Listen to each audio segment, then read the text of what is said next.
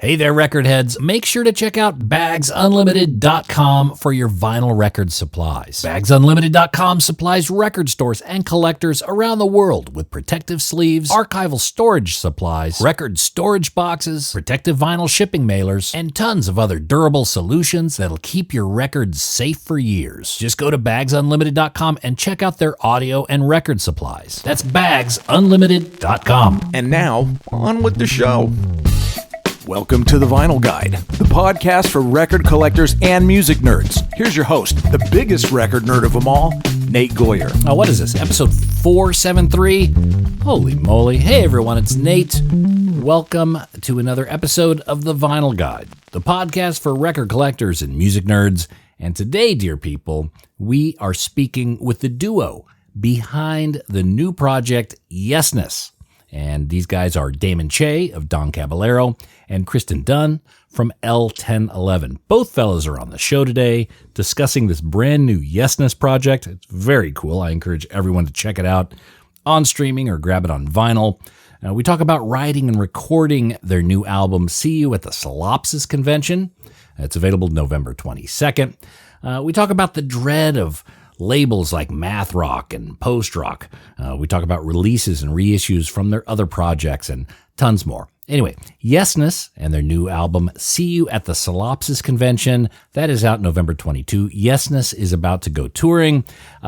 Check out the brand new audio tracks on streaming services. And of course, you can grab a vinyl copy of the Yesness record along with many other excellent bands at joyfulnoiserecordings.com. And hey, if you like records, music, and hearing stories of the record on the record, follow the Vinyl Guide podcast in your podcast app. Touch that little plus sign, turn it into a checkbox, and you will get a wealth of episodes available at your fingertips, hundreds of episodes, including Cook, Craig of King Gizzard and the Lizard Wizard, episode 469. We talked to Justin Trosper of Unwound, episode 468. David Yao of Jesus Lizard joined us on episode 460. We talked to Henry Rollins about records, collecting, and lots more, episodes 461 and 462. And even our good friend Kristian Dunn from L1011 joined us way back when, episode 266. There's some 470-something episodes. They're available anytime thanks to our sponsors. But if you want the interviews commercial-free, extended in length, and high resolution, please consider becoming a show patron at patreon.com/vinyl guide.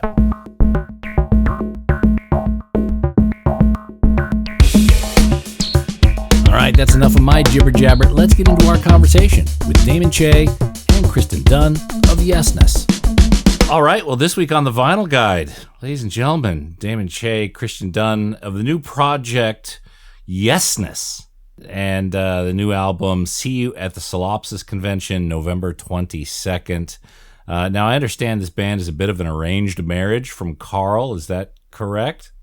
That is correct. So Carl of Joyful Noise, he calls you guys up or sets you up on a play date and says, you know what, you guys should really meet, and you know, you have some stuff in common. Is that kind of how it went?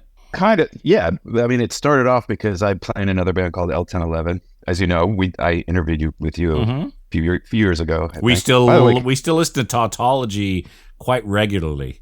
Very cool. Thank you. Yeah. I know. I was looking through all the people you've interviewed since there, and it's mind blowing. Like, I'm like, I want to listen to that one. I want to listen to that one. I want to listen. Like, you guys have been doing great. So congratulations. We need another pandemic just to catch up. Yeah. Right.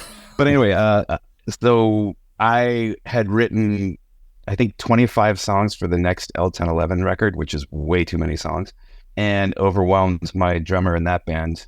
For people who don't know, that band is also a duo. But I was still coming up with new songs, and I was talking with Carl. He said, man, you need another project. And I said, I would love to have another project, but every time I try to start another project with a musician, they ghost me. And that's happened like 12 times. So I've kind of given up. And he's like, wow, well, do you know who Damon Che is? I'm like, yeah, of course. And that was it. He knows Damon, and he connected us via email. And less than a year later, we had finished a record. It was really fast. Wow. I didn't realize it was that easy to do. Just email a couple of your favorite musicians and say, I'm going to try that with Amyl and the Sniffers and Unwound. I'm going to see what happens there. Well, it's not, though, because it took 15 tries to get someone who would actually email me back when I sent them an idea. But Damon's really good about that, so it worked out.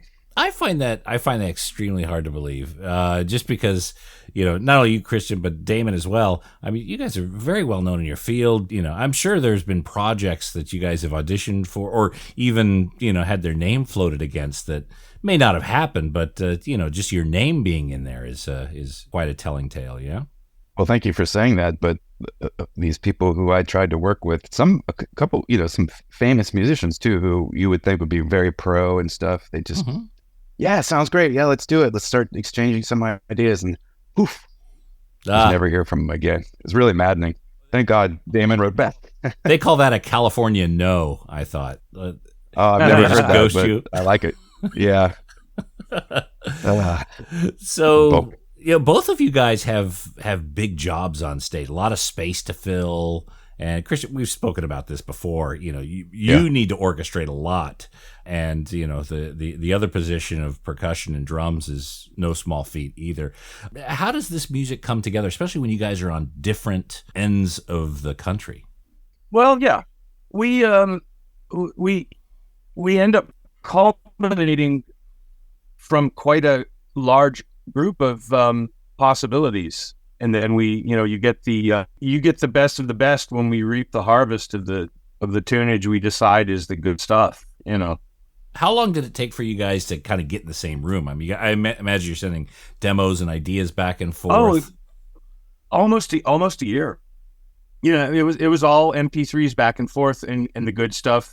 Just like a pot of stew, the good stuff rose to the top, and the not so great stuff sank to the bottom. And we met for the first time in the actual recording studio, but I felt like the work was mostly cut out, even though we had never actually met in person yet before.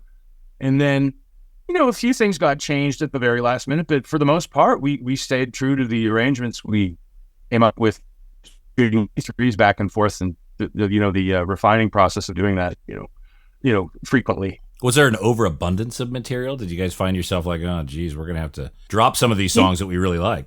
Well, we dropped some, but in Kristian's doc, like he was saying, there was even more because he was, arbitrating between various projects, and there was still a huge plethora to pick through, what he had set aside for just this project. And so, not everything makes it the audition or whatever.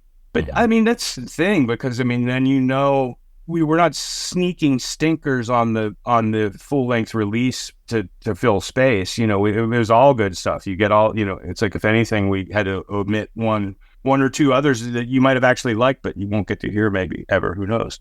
Now, both of you guys come from a background of having most of, I'd say, the experience without a vocalist in the band, lyric-free music. When you speak to other musicians and other artists that may have a lot more vocals, and is the process really different? I would assume, again, as a non-musician, that it's kind of a little bit harder to keep it all in the head because you don't have those, I guess, those arrangements. The arrangements, I guess, that you can kind of hang things on. Arrangements that are necessary to be compatible with the vocalist, right? I mean, the riffage process is still pretty much the same, but then we don't have to work with those guidelines. And then also, I mean, if you're in a singer with a front person and a lyricist, like front person, we'll say primary vocalist too, probably. There's probably very little wiggle room. You're going to be able to do anything to suggest a different lyric, or unless it's obvious, like your front person is singing something really bad, maybe you would have to pull them aside and say, hey, can we talk about, such and such a part? But like, for the most part, there's no wiggle room for what that lead front, vocalist would want the song to be about, what the lyrics would be about, the name of this title, the title of the track, and so on. But when you don't have that at all, it's a completely wide open canvas to entertain the hell out of yourself, and then just once again pick the better ideas to name the tracks and everything else. I guess you'd have to also you don't have to worry about keys, which key to play in, because you don't have to deal with someone's vocal range at that point. Yeah. There are some bands that had to tune down so their vocalist could reach up to the correct pitch of the notes, the range they could hit well. Kristian, you mentioned this, Damon. Kristian and I spoke before about some of the nutty song titles of L1011, and you seem to have found an ally in Damon. The album title, "See You at the Solipsis Convention." Where did that come from? The Greek. The Greek solipsist. I think that idea came from the Greeks. That's right.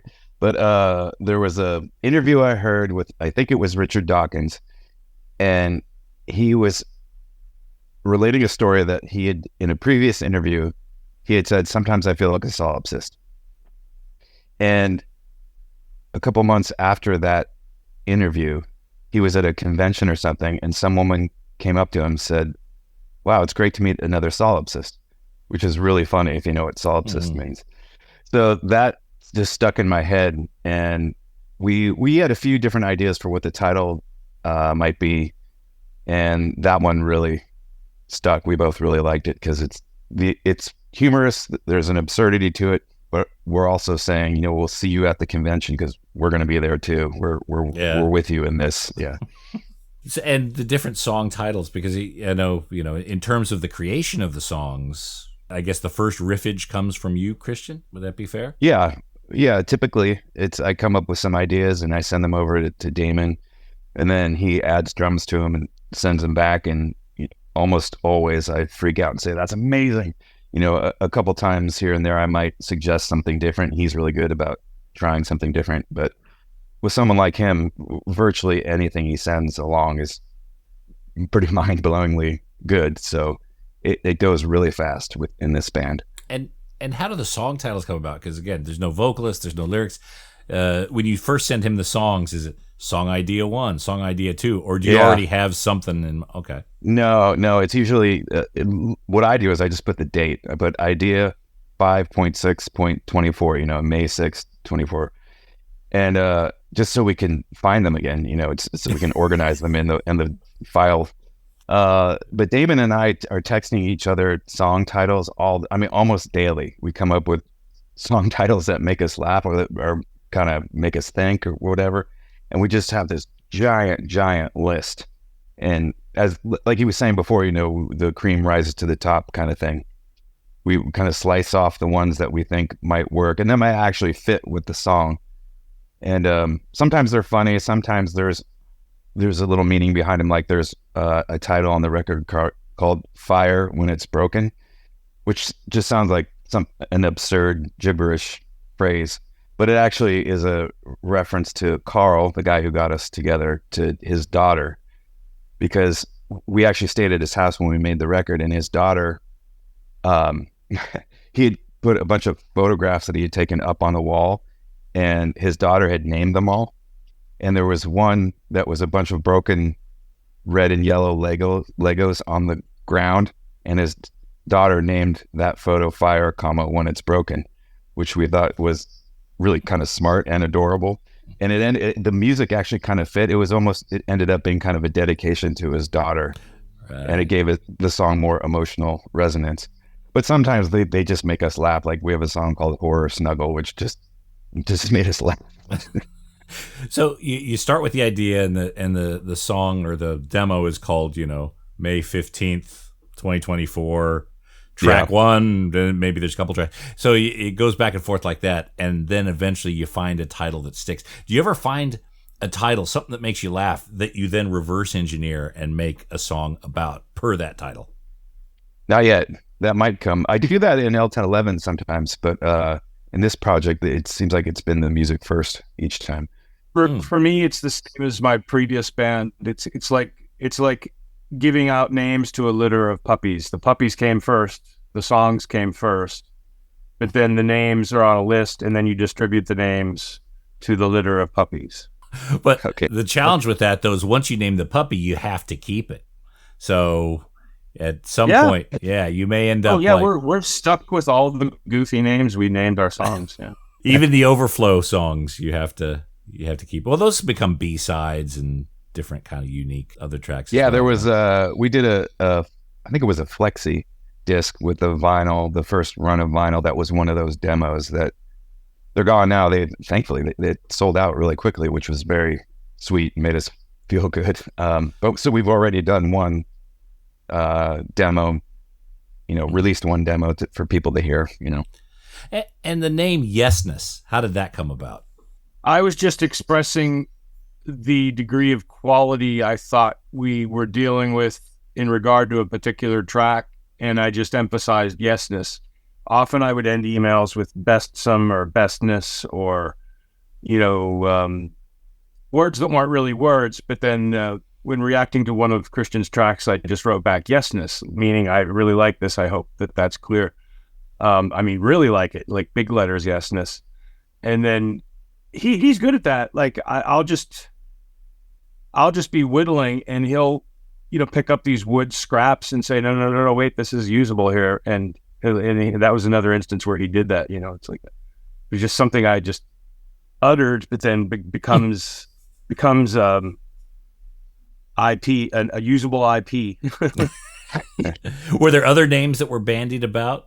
Oh yeah, I wanted to call the band, and I'll still, if things go wrong, I'll still say, we could have been called Clown Escape Hatch, or what was the other, what was the Pie in the Face or something? What was the name? Keister Island. Anything goes wrong in this band, I can sit there and say, it's not my fault. I wanted to call the band Keister Island. Imagine the statues on that island. That's bunch of moonshots.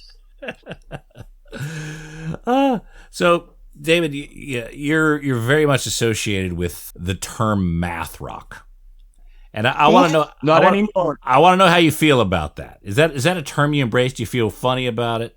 I'm on the Everestian hurdle of disassociation with that name.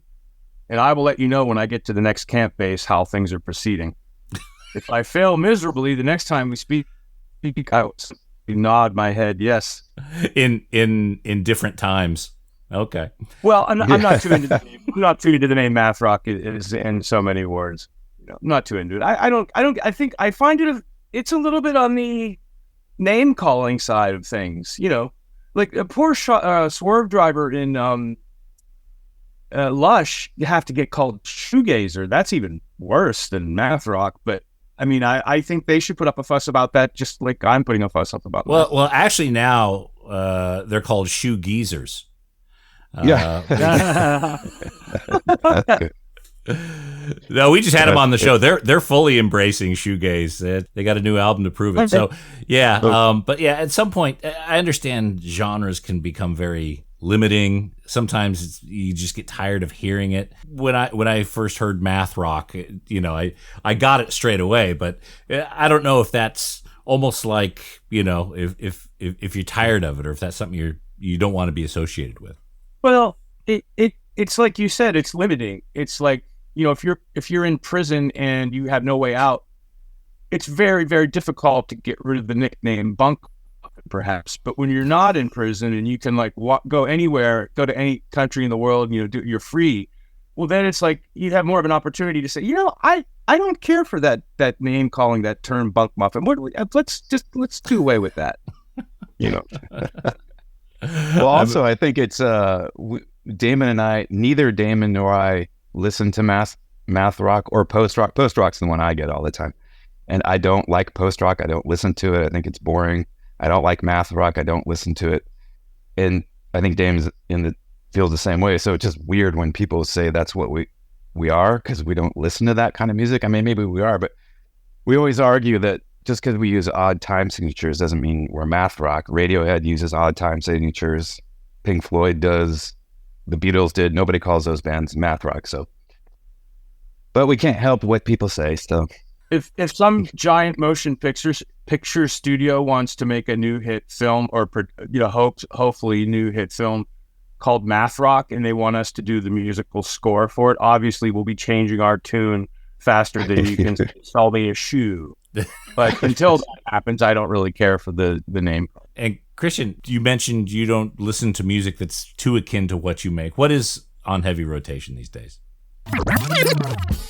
Hey there, audiophiles. If you're seeking stylish furniture to showcase your stereo and record collection, well, look no further than SidetrackedWorkshop.com. Sidetracked Workshop designs extraordinarily elegant record cabinets and consoles that add sophistication and panache to your music hobby. Handcrafted in the good old USA in the vinyl-loving city of Portland, Oregon, Sidetracked Workshop's designs are a music lover's dream. Made with real walnut veneered wood and brass accents, these gorgeous designs add class and taste to the record room and ship fully assembled and ready to enjoy. Just check out the designs for yourself at SidetrackedWorkshop.com. Look, you spend thousands of dollars on records. Don't keep them in a crate, and don't risk your records on those feeble wooden pegs from IKEA. Your music deserves the dignity of Sidetracked Workshop. That's SidetrackedWorkshop.com. Elegant solutions for the vinyl lifestyle. Oh, and hey, record nerds, don't forget to clean your records with the very best and safest record cleaner, the Groove Washer. Make your records look and sound their very best and store them with confidence using the new Groove Washer Groove Guard record sleeves. You gotta try this out. It makes a huge difference to the quality of your vinyl experience. Ask for the Groove Washer by name at your local record store and accept no substitutes. Or head over to GrooveWasher.com and use discount code VinylGuide10. All hail the Groove Washer. That's GrooveWasher.com, discount code VinylGuide10. Kristian, you mentioned you don't listen to music that's too akin to what you make. What is on heavy rotation these days? Yeah, it's interesting now, that especially because we have Spotify and stuff, I find myself going to a playlist that has all kinds of stuff on it. I could actually grab my phone and tell you what's on there. I have hundreds of songs. That's what I'm going to do too. I'm going to read a playlist. But yeah, go ahead. Like French metal, Gojira, do Radiohead. Radiohead's like my Beatles, and the Smile. But it's, of course, when I get asked these questions, I go blank. Here, let's see what's on here. I was just walking my dog and it was shuffling, and Cherry Glazer is what I was listening to when it turned off. We got the Antlers, Deer Hunter, Roy Scott, Thomas Newman. I love music score stuff, although Thomas Newman kind of bugs me.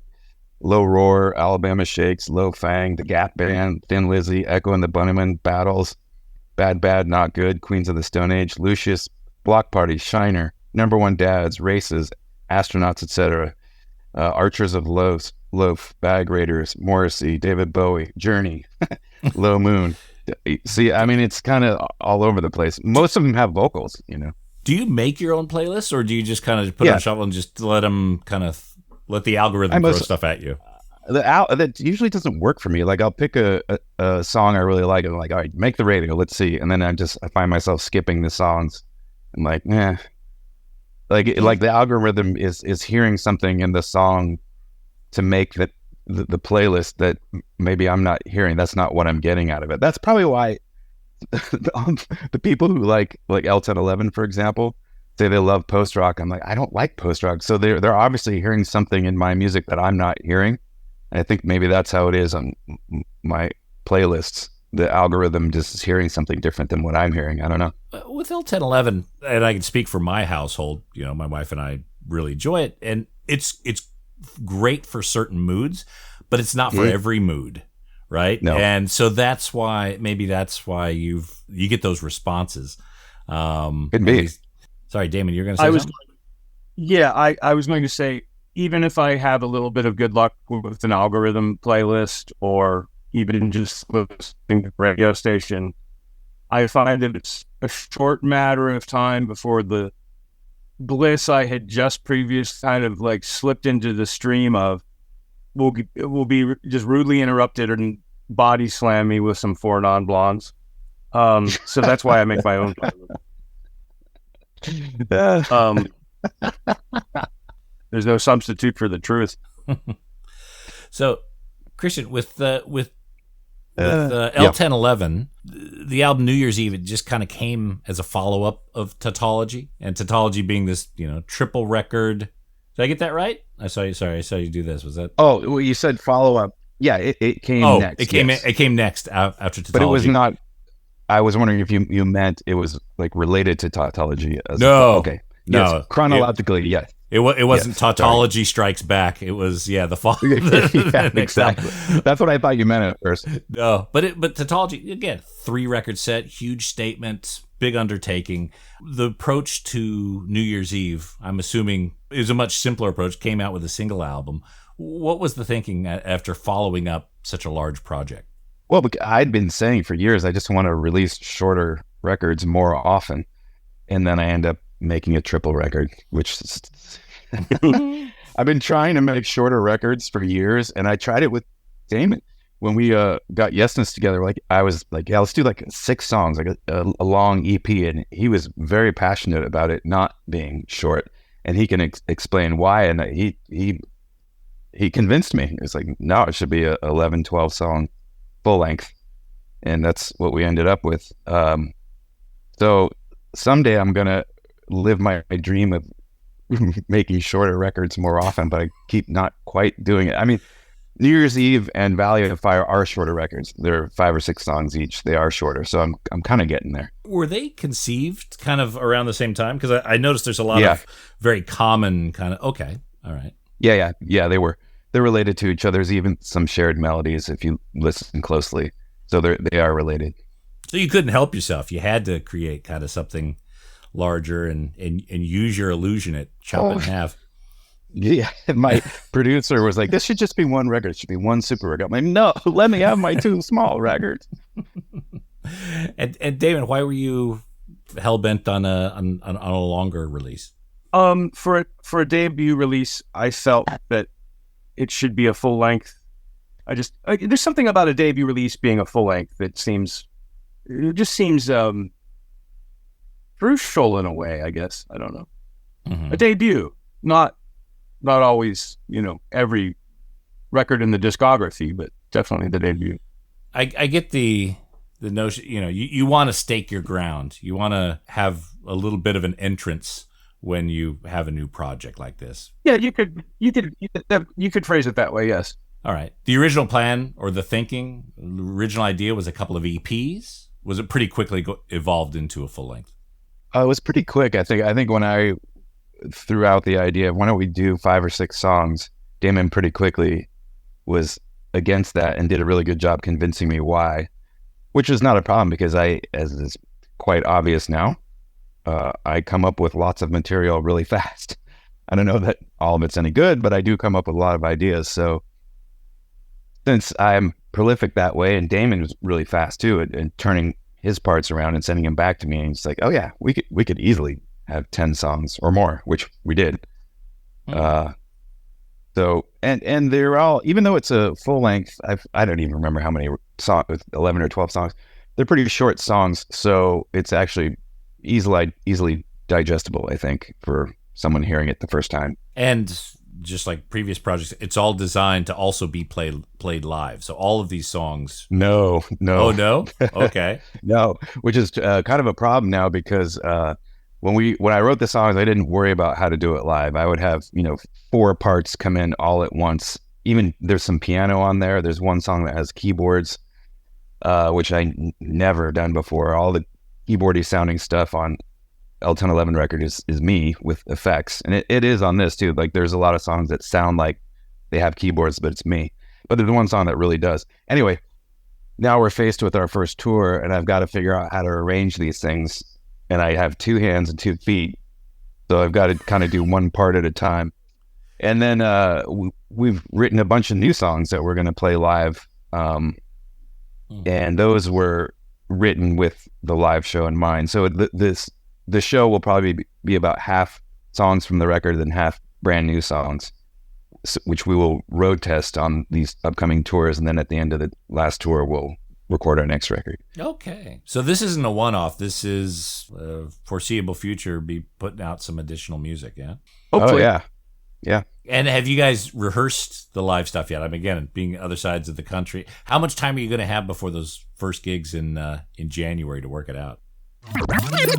Hey there, all you record nerds. I want to tell you about BagsUnlimited.com. BagsUnlimited.com has a huge selection of vinyl record supplies. Whether you collect LPs, 7-inch singles, 78 shellacs, or anything in between, BagsUnlimited.com will sort you out. From polyline sleeves to cardboard record mailers to 7-inch storage boxes and archive quality record sleeves, protect your records of any size and shape at BagsUnlimited.com. Whether you have a small personal record collection or you're running a massive record shop, you can grab a small supply or even buy in bulk at BagsUnlimited.com. And they've got some really incredible, unique stuff. BagsUnlimited.com even has special size sleeves made especially to protect your box sets, storage boxes and sleeves for cassette tapes, protective supplies for reel-to-reel, and yes, even 8-tracks. Just go to BagsUnlimited.com, click on audio supplies, and prepare to be impressed by all the options they have. That's BagsUnlimited.com. And have you guys rehearsed the live stuff yet? I mean, again, being other sides of the country, how much time are you going to have before those first gigs in January to work it out? A week or so, hopefully. Yeah, it's a little scary. I know it'll be okay, but I'm a little anxious about it because we got to get it together in a few days, and if there's a problem, there's no time to solve the problem. But Damon and I have been doing this literally for decades, and we're good at it. And we're working it out via email, just like we did with the record. I'm sending him my live version of the song for him to play along with, and he's sending back his ideas about what we should do. And so we're kind of having virtual band practices to make sure it's all together, and we're rehearsing on our own. So I think when we finally do get in the same room in January, it should go pretty smoothly. The thing I'm worried about the most is the equipment. Like with what I do, I'm very reliant on gear, which makes me crazy because one little patch cord gets slightly unplugged and there's no show. So my setup is fairly complicated. I try to keep it as simple as possible, but it is prone to things going wrong and, sabotaging the set. So I worry more about that than Damon and my playing, but hopefully it'll all be good. We'll see. How much are the nerves on stage to keep the equipment going? I would imagine that'd be incredibly pensive, but I'm very OCD. How do you manage with it? I've been doing it for so long. I'm better about the anxiety than I used to be. I have backups of each piece of gear, and generally everything's okay, but every once in a while a piece of gear dies in the middle of a show. And it's always a good show where there's a huge crowd instead of band practice, or usually. So sometimes I got to do it. I got to get down on the floor with my road manager and, tear a piece of gear out and stick the new one in. And then we're in save the gig mode, which is not fun.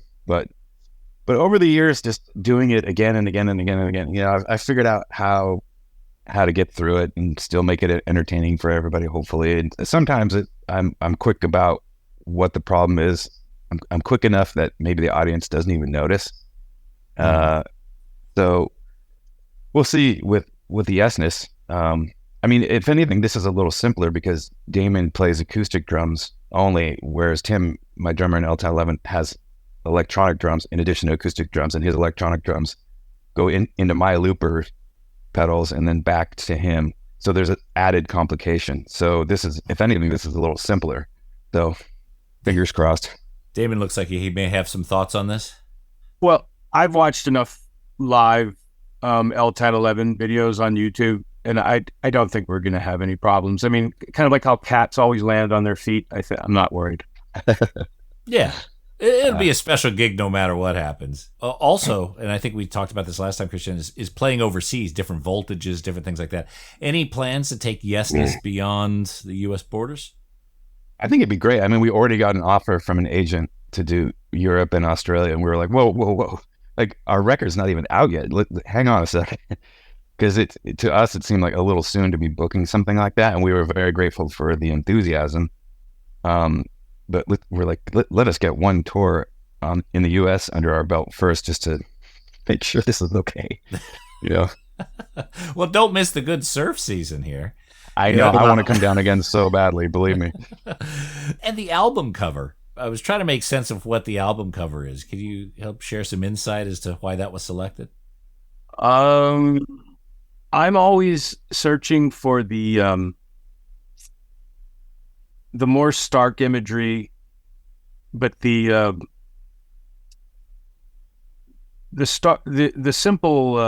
simple beauty that gets past in common observation. It's just, they're just rocks. I don't get it. What's the big deal? Well, I mean, I could look at rocks all day long, but I wouldn't push it on someone else as definitely being a big deal. But I would suggest maybe just observing the rocks and see if you see as much in them as I do. And so that's usually the axle where the wheels get mounted for my visual vehicle of creativity. And I usually stop myself and I'm not a grand photographic artist or anything, but like I stop myself often and take pictures of things that most people would just walk by, and those usually become the artwork for records I make.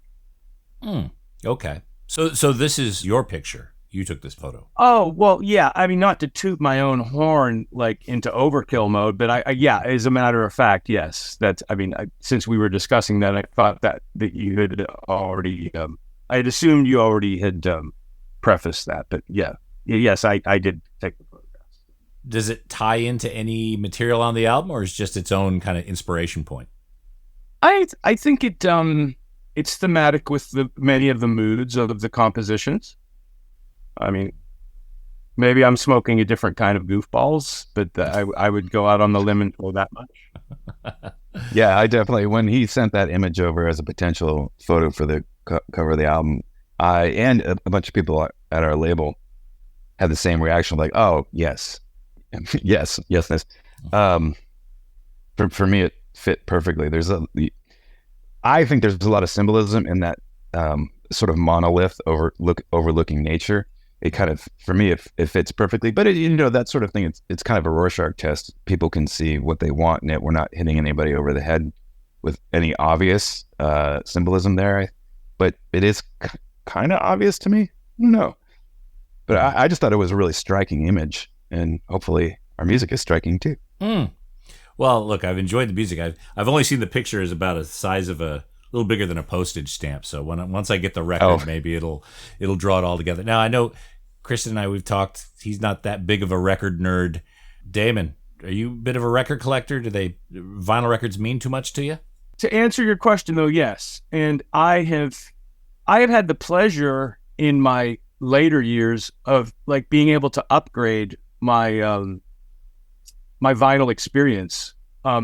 Because when I was a young active musician, like overly active musician in more than one band, all of my extra income went to guitar strings, guitar heads, new tubes, everything, drum kits, cracked cymbals, more drumsticks, more guitar strings, everything, And so when it came time to have something to listen to my records on, my turntable might as well have came out of a Cracker Jack box. I didn't have very good ear for listening to records when I was a young active musician.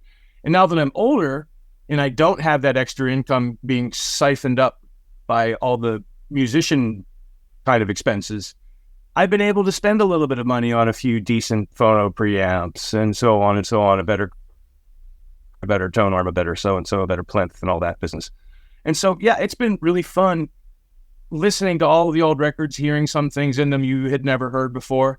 It's been fun just putting a record on for a guest and having them go, oh, I never heard that before in this song. And, they'll be talking about a record from 1973 that's one of their favorites, And so that's a compliment to my ladder climb, I guess, of just, the fun of climbing the ladder of better and better listening experiences as you grow. Oh, that's nice. So you've gotten back into it. It seems to have reinvigorated some interests as well. Do you find yourself back at the record store trying to find those records of your youth and seeing what other secrets you may have skipped over first time around? Not so much. I've got my my reinforced steam ship of a record collection. It hasn't grown too terribly much in the last 2 decades, but sometimes it does. I definitely want to get the new Kishibashi album on vinyl, which I don't have currently, but I'll give me time. Give me time. I know someone. I think we know some people if you want. Yeah, exactly. Now, a couple years ago, there was a GoFundMe for the Don Caballero master tapes to get those redigitized, and I'm assuming vinyl will be a step in that. A couple of them have been reissued. What's the status of those recordings? There's 25th anniversary version, a 25th anniversary version of Don Cab American Don scheduled for it'll be like 2 years from now. And that's going to be fully remastered with bonus tracks that no one's ever heard before. But then there were new editions, anniversary editions of What Burns and American Don that just came out recently on different colors of vinyl. And one side actually had to be remastered because one of the stampers broke. But then the other 3 sides are the same old stampers that were back in the 90s. And so I'm okay with that because, I wouldn't want to try to improve upon something that's there's nothing wrong with. So Silkworm, another label made band of the Touch and Go label, they reissued Italian Platinum, a record of theirs that's about 20 some years old by now, and it's the same stamper too as the one that was pressed back in 2001, 2000, whenever that was released. But the GoFundMe thing was do playthrough videos, which I never would have had the idea to do. It was Ash, who helps me with my YouTube channel, who suggested, well, why don't we digitize these old tapes before, they get any older, and then suck your original performances out and redo new performances on video. I never would have had that idea, but it's fun for fans, for music students, and I thought I came to peace with the idea that it was justified in doing the whole thing. Those are fascinating to watch, and if I'll put a link in this episode page to the YouTube channel. Do you think we'll see reissues of For Respect or Don Cab 2 or even any of the Relapse issues? I was amazed that that we actually were able to move the boulder with getting the singles compilation on vinyl, and so I'm happy that finally happened in like 2017, I think it was. For Respect would be due. I don't know if it needs remastered. We were in a pretty solid place with audio, state of the art, even in the 90s. I don't know if... Okay, I have a friend that just said a fascinating thing to me recently. He's very against remastering. He said, "Oh, remastering is violence." That's a pretty heavy statement. He's very against remastering, to say something like that, obviously. But I'm not that bad, but I tend to really straddle the line of like, let's see, does it really need remastered? But then sometimes I appreciate some newer masters of things. It's a mix. There's some records where I do the shootout and the new one just can't touch the original pressing. And then other times I'm like, well, this remaster sounds better than the original pressing. I have to, give it the thumbs up. So it's a mixture. It's not always, it's like apples on a tree. Right. They're not all, most of them are going to be Fords and Chevys, but some of them are Lamborghinis, but just not as many. So maybe not remaster, but a reissue, a repress. Well, can't you, if you go to Discogs and the old ones are way too much money or they don't exist, well, then it's time to repress. But if there's plenty of copies available, then is it really time to repress? I don't know. Well, look, maybe a bit like you, I've recently upgraded my audio experience, got myself a nice tube amp. The upgrades to my system have really caused a bit of a schism in my collection because a lot of the older records now are really having a tough time keeping up with some of the more recent remasters. And even it's not just the remaster that was done in the 90s, but it's also the materials it was pressed on.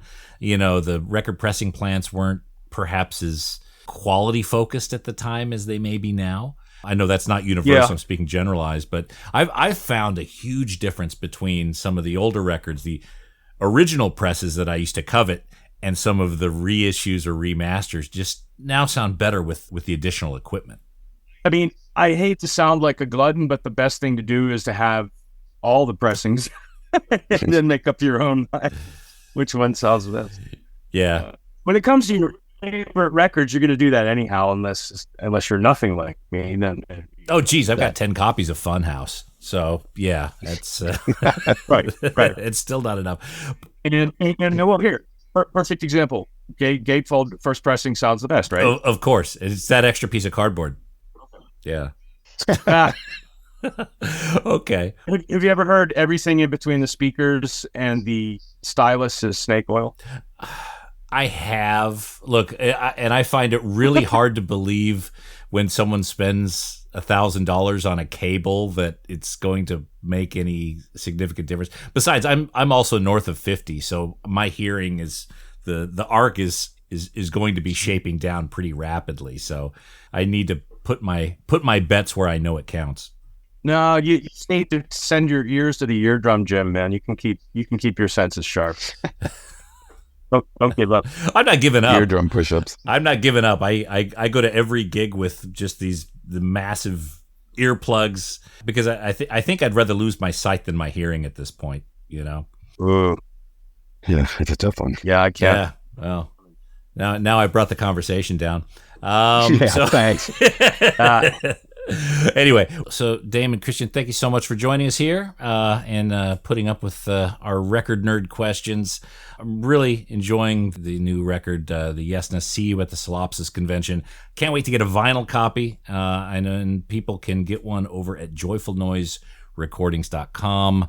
There was a limited version. It may be sold out by now, but there is the black vinyl version. And looking forward to seeing Yesness on tour. There's a bunch of U.S. dates. Make sure to follow them on social media, yesnessband.com, and we'll hopefully see them down under and other places beyond the borders of the U.S.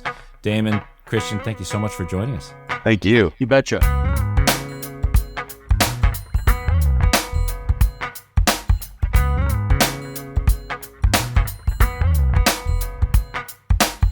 Two very nice fellas. Thank you, Damon and Kristian, for joining us on the Vinyl Guide. Again, the album See You at the Solopsis Convention, out November 22nd.